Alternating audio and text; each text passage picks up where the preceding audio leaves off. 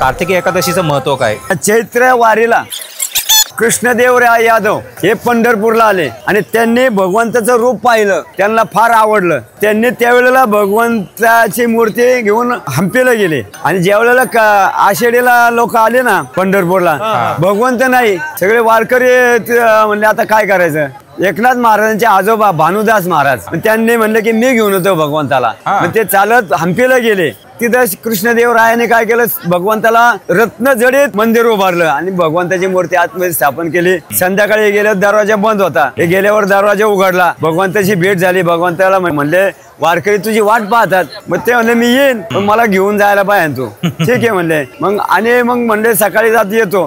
त्यांच्या गळ्यात हार टाकला भगवंतानी, आले गे बाहेर। आता पुजारी आला, हार कुठे, सगळे शोधाशोध चालू झाली। मग तो हार कुठे सापडला, भानुदासांच्या गळ्यात। राजाने त्यांना फाशीची शिक्षा दिली। फाशीला त्या सुळावर अडकवलं का, लाकडाचा सूळ होता। भगवंताचा दावा केल्यावर त्या लाकडी सुळाला पालवी फुटली आणि मग त्या कृष्णदेवरायाला वाटलं की भक्त आहेत, म्हणले काय इच्छा आहे, म्हणले आम्हाला भगवंताला घेऊन जायचं। त्यावेळेला मग त्यांनी भगवंताला कार्तिकी एकादशी म्हणजे आषाढीला इथून गेले आणि कार्तिकीला भगवंताला परत कानडा विठ्ठल म्हणतात ना आपण, मग तो कानडा विठ्ठल पंढरपूरला आणला।